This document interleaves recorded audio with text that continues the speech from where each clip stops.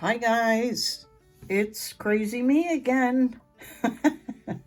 Hope you're enjoying the channel, I really do, and being it's a new year, I'm moving forward. This next one is going to be another bracelet, but this time I'm going to use copper sheet metal with some stamping, actually two different kinds of stamping, metal stamp and the rubber stamps, soft solder, and my soldering iron.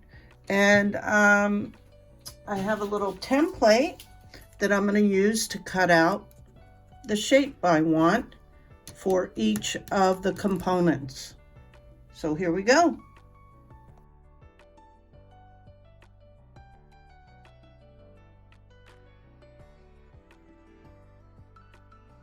And because I used a thin gauge copper sheeting, I think it was 26 gauge, you're able to use your metal shears to cut it out and don't need your jeweler's saw. So that made it real easy. And I'm starting with 6 pieces, and that measures just about 6 inches. And then of course we'll have, you know, the jump rings in between and then the closures. So I think that'll be fine because that'll give us an inch to play with.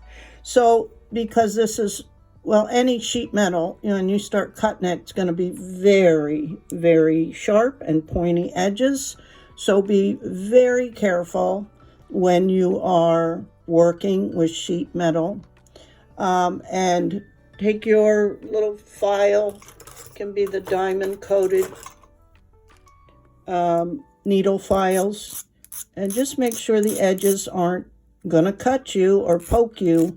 You can use also a regular old nail file just to, you know what I'm saying. Just be safe, just be smart. You don't want to be slicing your finger or poking anybody. So I always do that in preparation for all the handling. Okay, now I'm going to put each one of these on the bench block and stamp it and see what I like. I save all my scrap metal, whether it's copper, brass, and especially silver, because if nothing else, you can melt them down when you're doing torch work and make little balls or whatnot out of them. Or if you're real active and you send your you know, clippings and dust and whatever to a refinery, then of course, you know, do that. Keep all your metals separate. That makes a difference. Okay?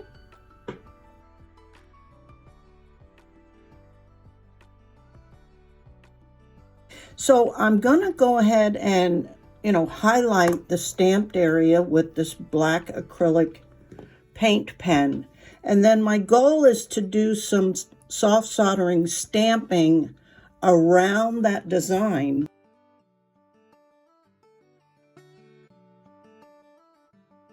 Okay, as I continue to experiment, things are becoming more clear as to better ways of approaching this. Because after I did, you know, 1 or 2, I decided that, well, I don't want the back to look nasty. So then I thought we should tin it first before we do the front, right? And then that way at least it'll be shiny silver. But then I turned it over and I did the stamping, and it doesn't look great. So then I had another idea to try, and I tinned this one, and then before I stamped the front, I put it on another stamp. And when I did the stamping, on the front, some of the stamping design came through on the back. Not real great, but I personally think it looks better than the other two. Yeah. So now I'm going to go about it the correct way and do it from the get-go. So I'm going to go ahead and tin the back, and probably wouldn't be a bad idea. Well, you still have to make your texture. I don't know that I would, want to try and get a texture after it's soldered with the metal stamp. So see, it's pretty easy to tin this. It's so thin that it heats up very quickly. And then before I move on, I'm going to turn that over. And now do the stamping. Let me bring it down. The decorative part. And don't worry if, like, some of this black, I would definitely wait to do the highlights. Let's just make that clear. So I would do all of this, cut it out, file it, stamp the image, tin the back, go ahead and do the stamping on the front, and then add the black highlighting. And I'm thinking I may go ahead and do a black patina on the rest of it as well. Let's see how this goes. And I'm trying not to get it on the actual image.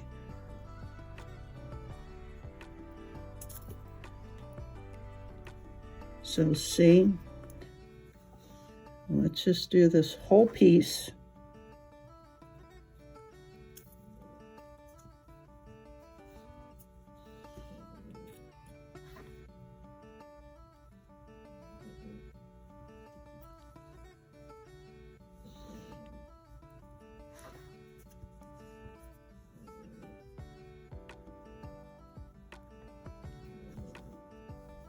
And we'll see what the back looks like.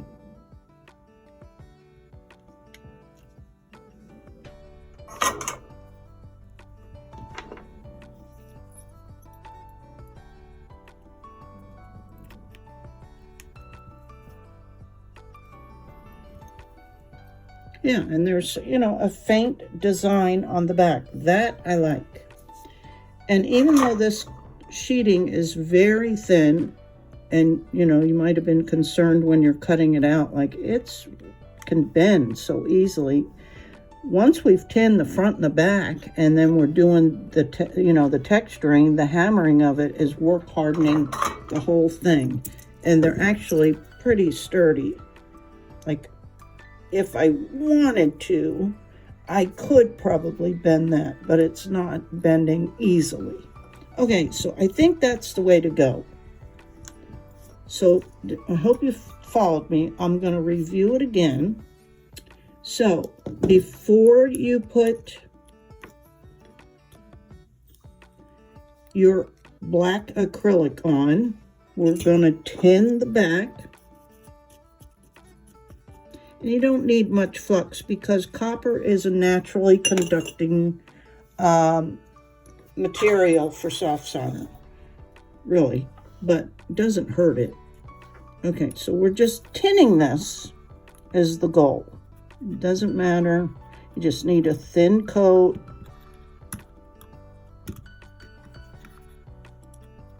Right? Just like that. We're going to flip it over onto another stamp. Or you could use anything really that has a texture, like, the roughness of a sponge. just to give it some interest on the back and it's not just all flat and looks like you kind of forgot about it. That's what I realized, like, oh, that doesn't look so hot. And just do a section at a time, and the metal, if you go right at it, is still hot from when you tinned the back, so it's going to receive this quite easily. And just work your way around.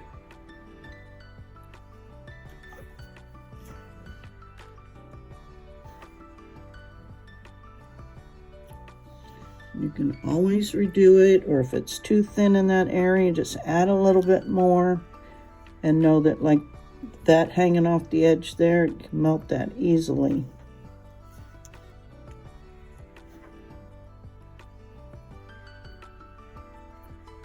Right?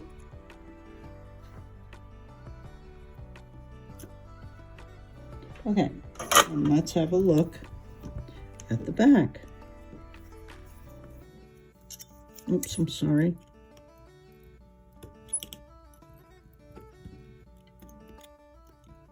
Really wasn't sticking. I don't know what I was doing. Okay, so that's what the front looks like. Cool, cool, cool, pretty. And then there's some, mild stamping on the back. And once again, these edges with the extra solder you don't want on there. Easy enough. Barely have to get the iron near it. Right? Okay. And then, after you've done that, go back in if you want and highlight that better. So again, let's review this with one I didn't tin the back of and already stamped the front so that you can see it's still possible. If you like, oh, I forgot, you're just going to have to redo the decorative stamping on the front. But it's easy enough, honestly. So we're just tinning, and the solder will flow easily when the metal gets hot.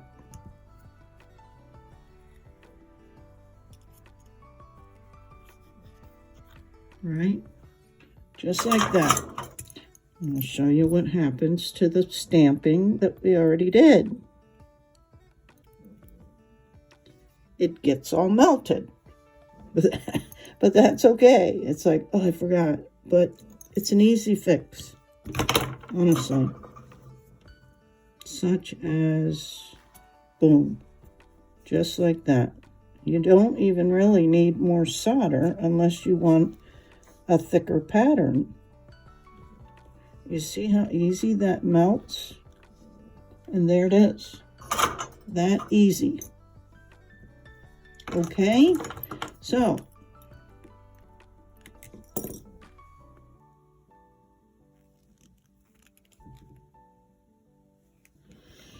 I'm going to let them cool off. I'm going to wash them up, punch the holes in them. Well, maybe I will do the patina on them first.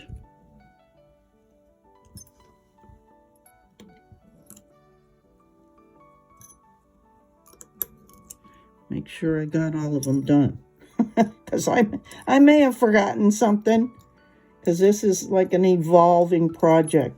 Now this one, it did start to go into there. But let's see how easily I can maybe get it to retract, if I can. See? Came right off of there. So that's interesting, and I'm just going to re-stamp this little area.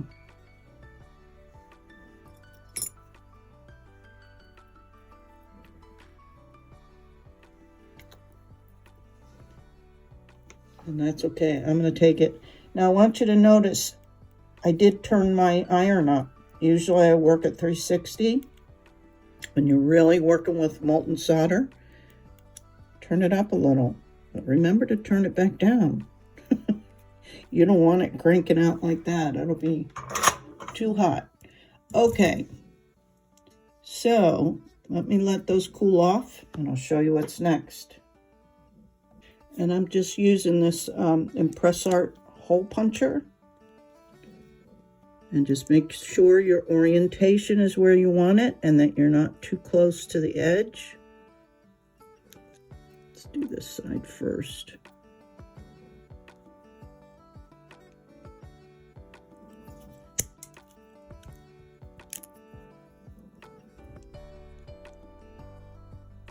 I think they turned out super cute. And of course you could, you know, add some more black in there, but I think what we're going to do is evaluate it. But don't be hesitant to, you know, always double check the comfortability. And go ahead and, you know, if you have to file things down a little bit, you'd rather be safe than sorry. And I hear people, you know, make comments like, oh, if you soft solder correctly, you should never have to file. I'm like, really? Well, you know, in my opinion, when you're doing more complicated pieces, you're not always going to have absolutely smooth solder. At least that's been my opinion. But see, like this little area right here could be a little sharp. We'll just round that. Or you could always, you know, touch the iron to it, but then you're going to risk, you know where I'm going with this, you're going to risk melting your stamping that you work so hard on. So just double check your stuff. I can't tell you how many pre-made pieces I've picked up, especially after getting into this, and really had a look-see, and they have sharp edges and all that, and consumers don't seem to mind that. But I'll tell you what, if they bought it from you, or, you know, a local artisan, they'll complain. And I guess it's just because they have higher expectations, maybe? I don't know. But, okay, I'm going to clean this up, and then I'm going to get the patina out. And we're going to patina, because of course it won't blacken the copper. That's why I use the acrylic on the design. But it will get down in all these recessed areas of the stamping and give it a cool look. And I don't know if I'm going to do the back. I probably will end up doing both sides. But we'll see. Okay, I'll be back.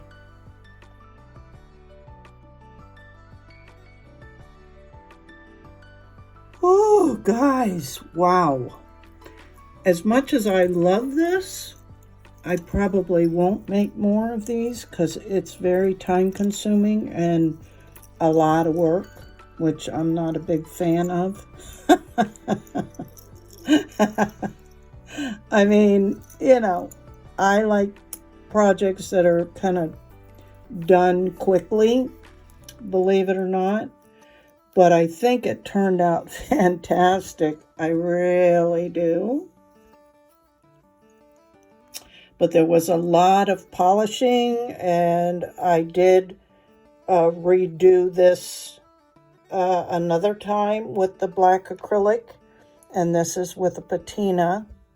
And then, because when you start, you know, polishing and whatnot, it takes stuff off, so you got to reapply it, you know.